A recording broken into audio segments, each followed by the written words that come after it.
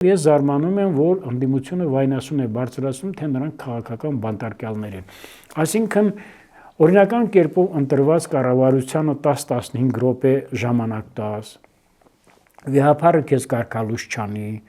հետո մեկ ուրիշ թեմի առաջնորդ առաջարկի ռազմական հեղաշրջում, այս ամեն ինչի հանդեպ կառավարությունը,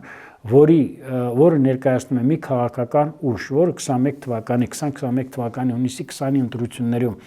ունեցել է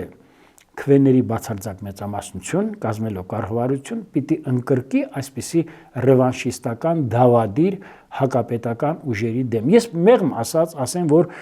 Մայր Աթոռի օրակարգը քաղաքական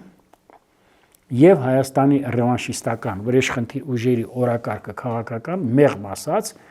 ես ինչու եմ ասում Մայր Աթոռի ղեկավարության քաղաքական օրակարգը, որովհետեւ նրանք ընկղմված են քաղաքական դաշտի մեջ։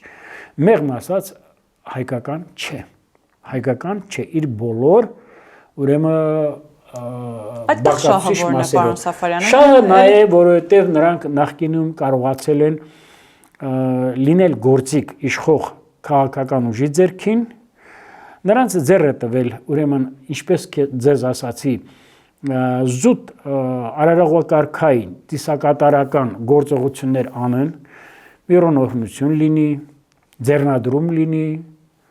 Հայաստան համահայկական հիմնադրամի մասնակցություն լինի, հողվապետական այցեր լինի, այնիշ շան գլուխը թաղված էր արդեն հենց Մայր Աթոռի մեջ, նրանց կերպարի մեջ։